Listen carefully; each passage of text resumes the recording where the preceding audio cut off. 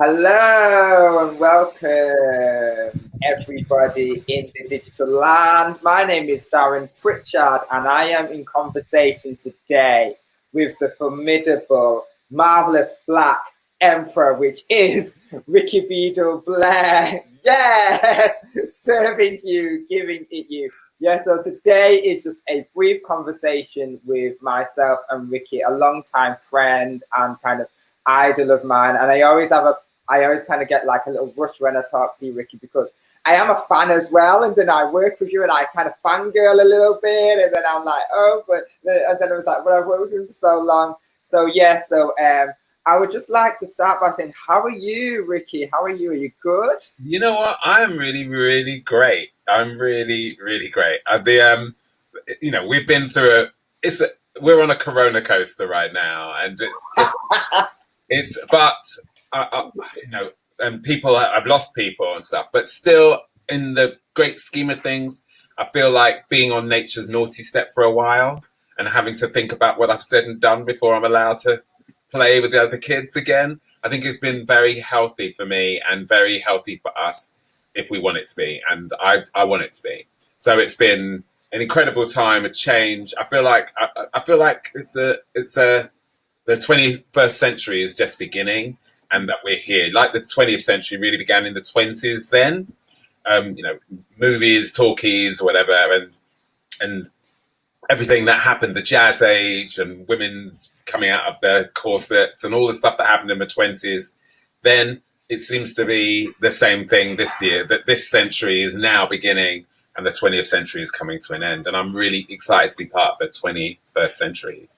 Yeah, the revolution. Well, a lot that's been going, the words that I've been like, it's like a new world order. I've heard that a lot, a new world order. Yeah, yeah. The real world order, right? The realistic one that actually involves everybody and makes the most of who everybody is and what everyone has to offer.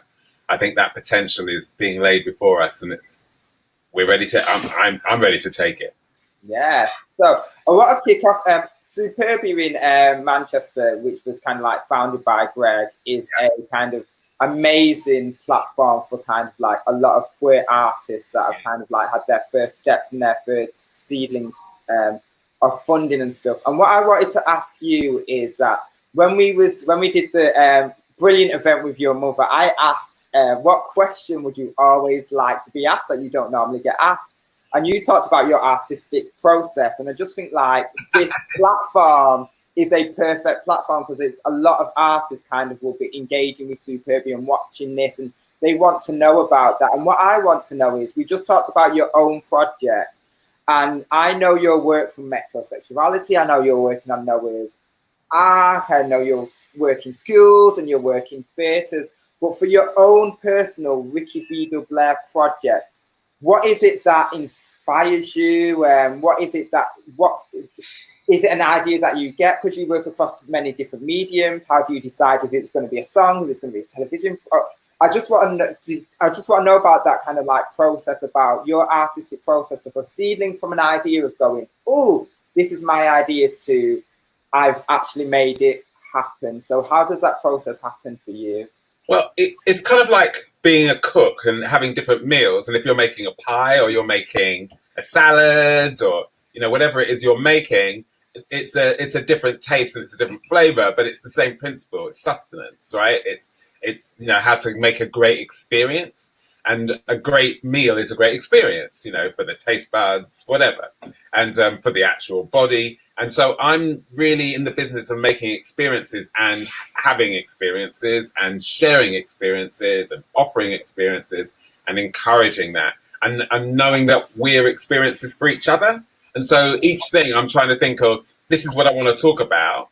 And so sometimes you go to the shop thinking, I want to make a cake, so I'm going to go and see what's there. And, oh, there's lemons. Let's make a lemon cake.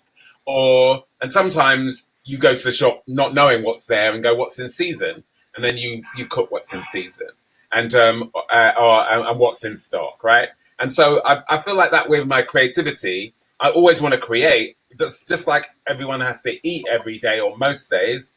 I have to create every day. So I'm just kind of work out what I'm having for breakfast as I go along, and then lunch, and then dinner, or whatever, and how much I'm going to eat that day, and how hungry I feel, and is it Christmas, and is it Thanksgiving? Is it my birthday? Is it a treat day? All of those things. And so I feel like that with the art, like I'm just kind of going around the shops thinking, what art is there to be made? And who is there? Who's coming to dinner today? Who do I want to invite to dinner today? And what do I want to serve them? Because it's a service. I'm serving, which is why I love in the Vogue world we call it serving, because you are serving, right? You are offering yourself, and you are offering the experience of a part of yourself to the world. And so that really is powerful for me. So some ideas come to me, and I'm like, oh, that feels like a film idea. And sometimes someone says, would you like to make a film with us or for us? And then I think, what film ideas are waiting? And so sometimes it's led by the idea, and I must make a film about this. And sometimes, so we're fit that I made for schools. Yeah. It asked me to make something for schools, which was for theatre. Mm-hmm. And I did in Manchester. We started in Manchester, and we toured the Greater Manchester an enormous amount. And then we also toured to Scotland, and we went to all over the country. To the South Coast. Was it that cast that you brought to the first Vogue Ball? Yes. Yeah, they walked the ball. They walked the ball with me. And again, that's a perfect example, right? So they asked me to do this play, to do this play for schools, and to write one. And I said, I'll write, direct it, and be in it. So I went on the tour, I did all the talks and stuff. And halfway through that tour, right at the beginning, when we were starting and performing, and it was having this amazing, it was about homophobic bullying in schools, bullying in general, homophobic bullying in particular. And we wanted to make something that was really strong theatre for kids to see, but didn't feel like, that kind of parody of school. Some stuff's great and some's not, like any medium. Really wanted to nail it and really make a change. I really wanted to kids in schools and teachers to come out of that performance and go, I've really thought about bullying in a different way, and my position in that story in a different way, and I feel empowered enough to make a change and change myself without feeling like I'm destroying myself or denying myself or pleading guilty to anything. And so, without being judged. And so it was a challenging piece of theatre to make, and it was so exciting. And I learned so much from all the Q&As and talking to people after the shows and stuff. It was amazing. And so we're touring around with that. And as we start, I think, how do I reach more people? Let's make a film version of that. So the film comes from, so the play I was asked to do, the film, I thought we must do that. And then speaking to Stonewall and Queer Up North and all these other people that were involved in that production at the time, we then had to kind of make magic happen and find the money and the resources and, of course, the reimagining of it all to make a film. So those two things, that each thing just kind of presented itself as like there's a mission. The mission in one thing was to do this bullying play, but then the mission became, how do we reach more people? And the film's still showing in schools all over the country, and I get amazing responses. Meanwhile, we're on that tour, and so I'm doing that project at the Contact, which is when I meet you, right? Because I'm there, and they ask if I'll be a host at a queer hip hop night, because I'm the black person around who's queer, right? And I'm doing this show, and they're quite rightly know that I like presenting things and presenting a talent. So they got involved in that, and so all these queer hip hop artists came together. And also as part of that, you were there, right? And you were performing. You and Darren Suarez were performing together, and then you asked me, because I so enjoyed what you did, right? I was just like, this is amazing. With voguing, I love voguing. It's just amazing. I've been waiting years to get involved in something to do with voguing, because many people my age who are black and queer, you're looking at Paris is Burning and thinking, this is us. This is amazing, most moving documentary. And the movie Stonewall I'd made was made by the same people, because that was made by it's a New York film. It's actually the BBC were involved very much in the development of Paris is Burning, and the director of Stonewall, the movie I made, actually worked on editing and commissioning Paris is Burning. So it's all, you know, how it all just comes together. And then there you were, and you were amazing. And then you, again, like my dream, you asked me to host the big ball that you and, you know, that you were involved in, right? You and Darren in Liverpool. And we were touring still. I think we were going on our second year of tour at that point. We were touring again the next year. And you were like, well, you want to... and so we were like, okay, we can make it work because we're in the region. We'll come to Liverpool and we will perform at the Vogue Ball. And then I invited them because they were there. They were the ingredients. I had this amazing cast who sing, dance and act. And I'm like, you have to walk the ball with me. So we created this whole thing. But that's exactly how the creativity works. An opportunity is here and then you build on the opportunity and then you look for, like, how can I make this special? How can I take this to another level? How can I involve whoever's around me? How can I be as generous with this opportunity as I possibly can and serve myself as much as I possibly can? How can I literally make this onion become a whole meal for my family, right? Out of this potato, and I've got a potato and an onion. How do I feed my whole family out of this, right? And that's what happened. So in that case, I was given amazing ingredients. And that first Vogue Ball was a transcendent experience for me. As I ripped muscles in both my legs. Right at the very beginning, I did the splits and I landed wrong. And my legs swelled up to elephantine size. But I just didn't care. I just kept hosting. I kept putting ice packs between my thighs to try and make the swelling go down. And I just kept performing. It was just the best night ever. If you've not ripped something at a Vogue Ball, it's not a Vogue Ball. So, yeah. The beauty is pain, glamour is suffering, suffer. Suffer. So, it leads on to my next question, which is about, you mentioned kind of like you work with the BBC in America, and I know that you're one of the few, I don't really know many that have kind of like got that transatlantic black queer experience. You're working on Noah's Ark, you worked on Blackbird, you worked on Stonewall. Yeah. So how does that happen? Obviously you're Rikki and I go. So say for Noah's Ark, for example, how did you get involved in that?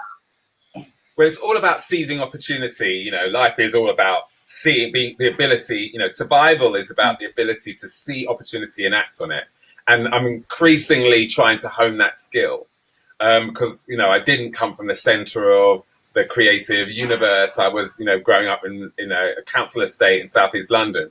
So it's like, but great opportunities came my way and I always maximized them to find my voice and independence as an artist. Like, it was just always it was like every child, that was just my focus. Like, how do I express myself? And I just didn't get discouraged from it the way that many of us do. And many people try, you know, circumstances seem to be conspiring to make you give up. I didn't. And so each thing just leads to another. And so I did a one-man show. I'll try and do it in quick bullet points. When I was 17, I was in youth theatre and hang out with, you know, still my oldest friend. We're really close.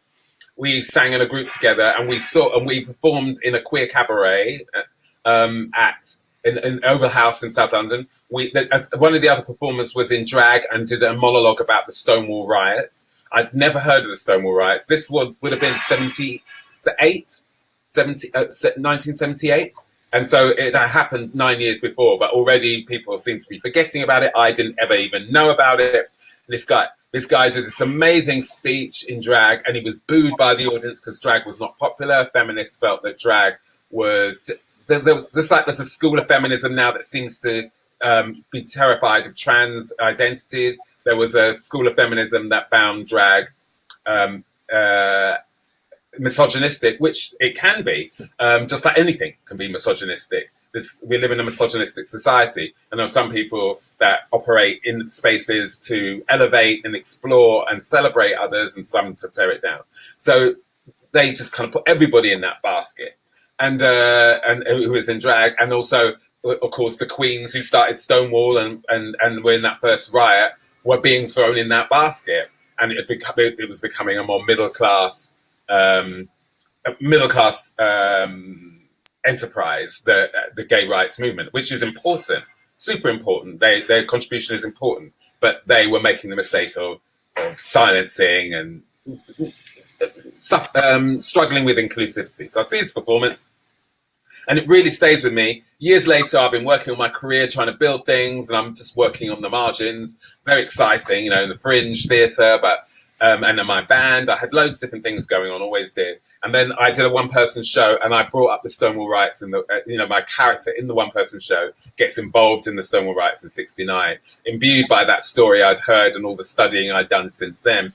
That led to my best friend who was directing that piece for me. Actually, was working on an opera, a BBC kind of modern version, modern opera, and the director directing with him was Nigel Finch, who then was doing the Stonewall movie and invited me to do the Stonewall movie, to write the script, because I mentioned it in there. I got that job with the BBC, my first mainstream job. Promptly got fired because I wasn't American and because I didn't have a big track record, and they thought he was crazy for hiring me. And a year later, they rehired me because they tried everybody else and nobody had written the script that had the concept that I had. It was one of those moments you just know this is yours. And I said, this is my project. Come back to me if you can't make it work, because I'm still here. I'm not going to sue you. I'm just going to tell you I'm right here. They came back a year later. Enormous power I had at that point, Darren, because they tried everybody else. And they'd spoken to Larry Kramer and all the legends, but none of them had a strong take. I did, which was a very multicultural, multiracial, multi-gendered, multi-class vision of the Stonewall Riots, and with, of course, femme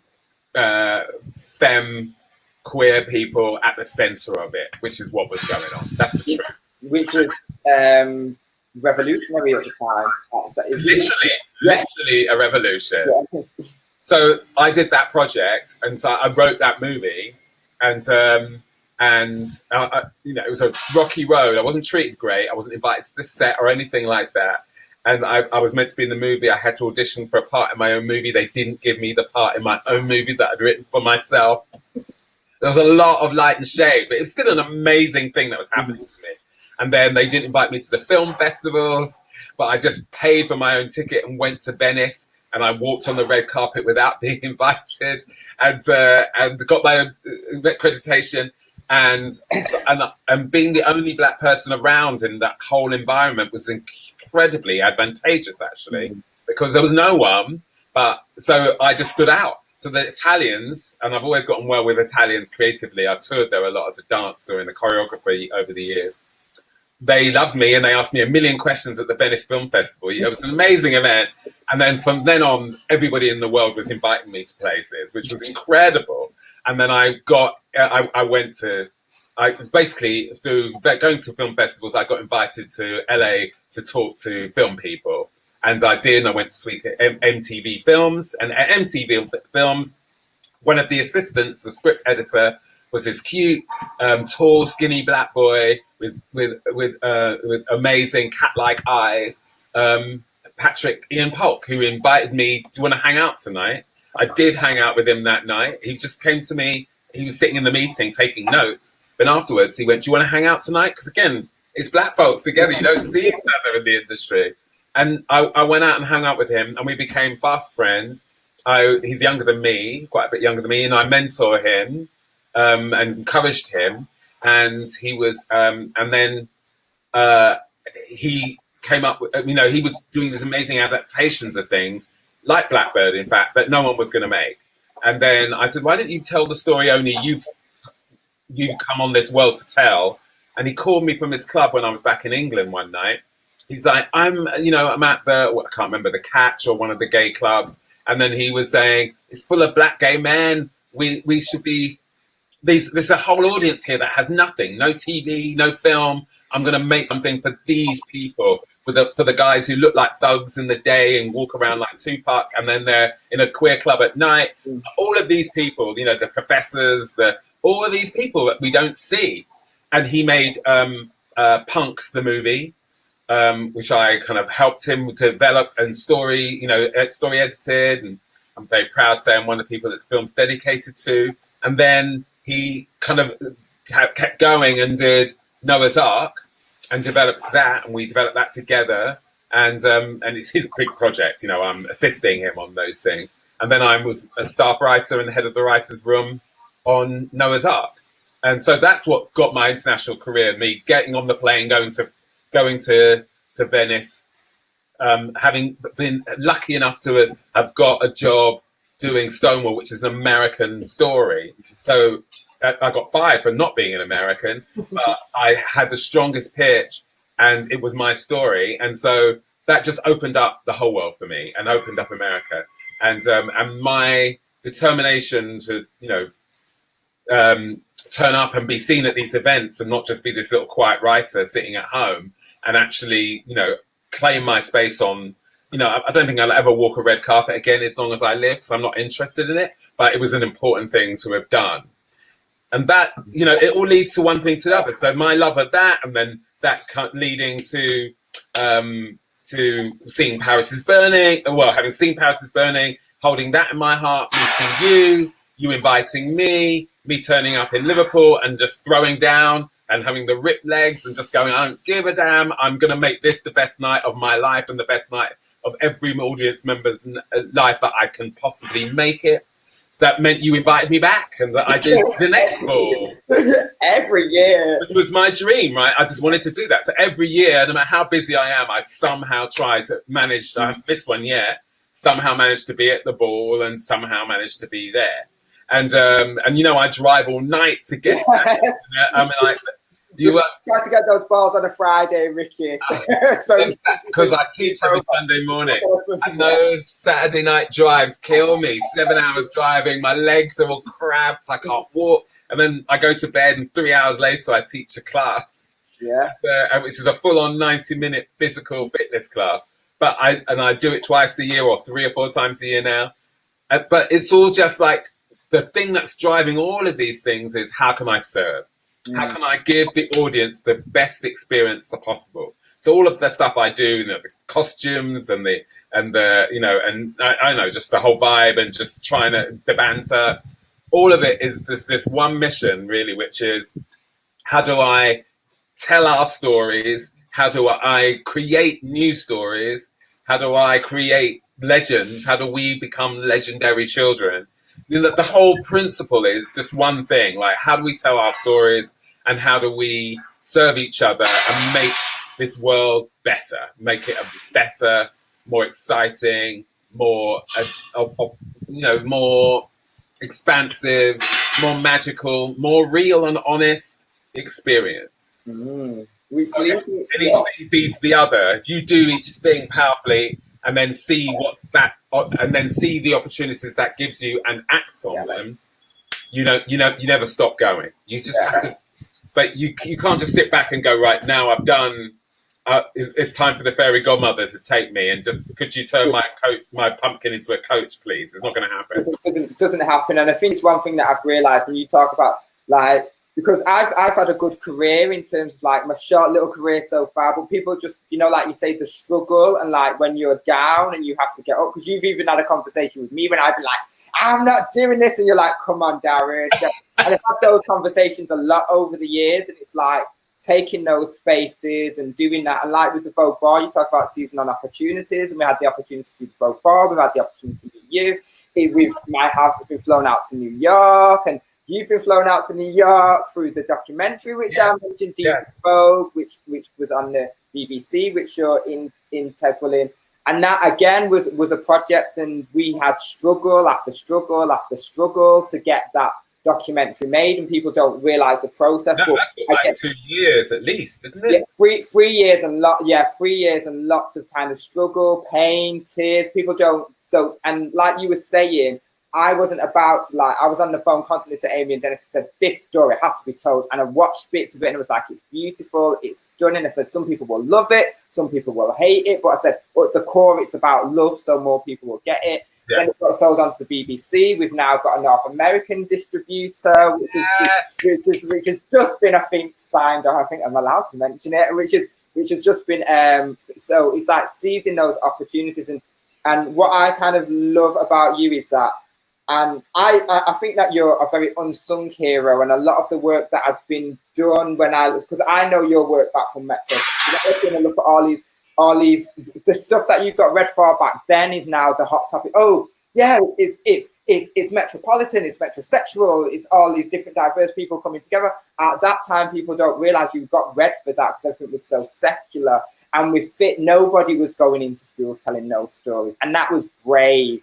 And you're talking about, there was racial tensions at that time and homophobia was rife and stuff. So I had to stand there every day, twice a day, and talk to hordes of young people, some of whom could be extremely loud and aggressive, and say, and then always ask me, "Are you gay? Are you gay? Are you gay?" And I had to answer it and own that space, and change their lives. They've met a gay person who's not afraid to say it, who's not afraid to stand there, wear what they want, say what they want, and they're running things. I run things. So they had to see, okay, this is a guy who's actually creating his own destiny here. And the response I got from young people was astounding for that. They were like, I needed to meet you. I needed to have this conversation with you because I didn't know you existed. So just for the just to round up, I know that you do a lot of mentoring of artists and development of artists, and I do as well. And you do get those opportunities. It's amazing when these people like step on my shoulders, and because I always say I'm a springboard, so springboard than me. And it's great when they phone me up and then they give me amazing opportunities. I'm like, yes, that's great. It's great. And the kids hire you. It's so great. So, I'm like, thanks for that. My walls can now get skimmed. Thank you. So what now in this kind of like 2020 world, as artists coming through, what would be kind of your just like final thought for kind of like, because I know it's quite a big question and we've got a 3-minute summation, but I just think you're the person to give this information. I do mentor a lot of artists. A lot of people ask me to mentor them and don't understand how it works. That is by doing the work and by engaging with the work I do that I will mentor you. It's not about you asking me and I just turn up and mentor you. You have to infuse me. It just has to be something that I don't even think about, that I just start mentoring you because you're doing something. People will always get on the bus where the engine is running. If there's 3 buses at a stop or, at a bus station waiting to go, you always go over and listen, which one's got the engine running? Which one's got people on it already? You get on that bus. Every now and then the other bus goes and overtakes and you think, well, I screwed myself over there. But that's very rare. The sensible thing is to get on the bus with the engine running and the driver's in the seat. Obviously, that's going. And don't get on the empty one. So you have to make sure your bus doesn't look empty and that your engine is running. Create work, do stuff, and then take that to people. Get involved in things and don't wait for the tooth fairy ain't coming. That was your mother. Don't, you know what I mean? Santa is not coming down the chimney. That was mummy or daddy or both. That or mummy and mummy. That was somebody else who loves you. But in the end, you're going to have to do it for somebody else, just like they are doing it for you. So you have to create opportunities, see opportunities, and most importantly, be an opportunity. If people see you as an opportunity, they will call you. They will come and see your work. They will engage with you. It won't go as fast as you want. It takes a cake. Don't just bake itself. You've got to mix it. You've got to put it in the oven. You've got to watch it. And you've got to make some bad cakes before you get good at it. Yeah. That's the joy of making a cake. The joy of achievement and of progress and not just everything dropping into your lap. People don't appreciate what drops into their laps. So for me, it's about being an opportunity, seeing everything about yourself as an opportunity. You are whatever height you are, whether you've lost all your hair or you've got too much hair in places you don't want it, whatever color you are, whatever is going on with you, that is your opportunity. And that is the position you can represent. Don't waste time wishing you were taller. Don't waste time wishing you were whiter. Don't waste time wishing you were blacker. Bring out what blackness and whiteness you have. Bring out the strength you have. Bring all of that to the table because you're a feast. You are a feast. You're not even just a snack. You are a beast. Bring it to the table, and keep working at it. Keep rearranging the table. Keep enjoying it. Keep making banquets, and people will come to you. If they know they're going to get fed, people will come to you. People will always go to places where they know they'll get fed. And that's the key. And so that's what I offer to anybody that I mentor, and then all the people, and also, I'm here and get involved. At the moment, I'm doing zillions of free Zooms for people to have queer careers or black careers or just career careers. And you can get involved in that, write, create, fail, get better, realize that that's not for you, specialize, diversify, keep exploring. But, the thing you don't want to do is sit around waiting because you're getting what you waited for, which is time to sit around waiting. Well, Rikki, I'm ready. I'm gassed. You got me gassed. But I'm going to rename you the Magical Black Emperor now. Yes, you have got that real black magic. The Magic Black Emperor. Oh, I like that. Rikki Beadle-Blair, MBE, Magic Black Emperor. Yes, Magical Black. So I'm going to round up there. Rikki, it has been a pleasure kind of like talking to you. Oh, it's just, the fangirling is on both sides. So it's just because I'm supposed to be doing my sabbatical, but when I knew it was you, I was just like, yes, of course I'll do it. Yeah. Oh, well, thank you. And then, thank you so much. So we'll kind of like end it there. And thank you to Superbia and Manchester Pride for allowing us to kind of like just have a conversation and a kiki and catch up. Yes. But we should give our social medias so that people. Yes. So if you want to catch anything that I'm doing, the best place is House of Ghetto _MCR Manchester. Rikki, please. I'm Rikki, Rikki BB, as in Beadle-Blair. So RIKKIBB, and that's my handle on Twitter, and the rest is my name, Rikki Beadle-Blair. So follow me, or don't have to follow me. It's not about following me, but connect with me. Invite me to see your work. Come and see the work that we're creating, or get involved in our creative endeavors. Come to the Vogue Ball. Because the Vogue Ball will rise again, and it is life changing. So please get involved in the Vogue Ball. The Manchester, and hopefully once again the Black Pride Manchester Vogue Ball will come back again, because which is black centered but available to everyone. It's truly a multicultural experience. And everyone should come and see, because what you do with I just adore you and the work you do. I won't hear of you giving up, because it's not happening. No, come on now, no. That's like saying the sun one day will go out, but it's shining right now, and that's you. Yeah. All right. Thank you, Rikki. Right. Well, I'm gonna go. It was lovely to speak to you, and you enjoy the rest of your sabbatical and holiday. Well, Take care, Rikki. Bye.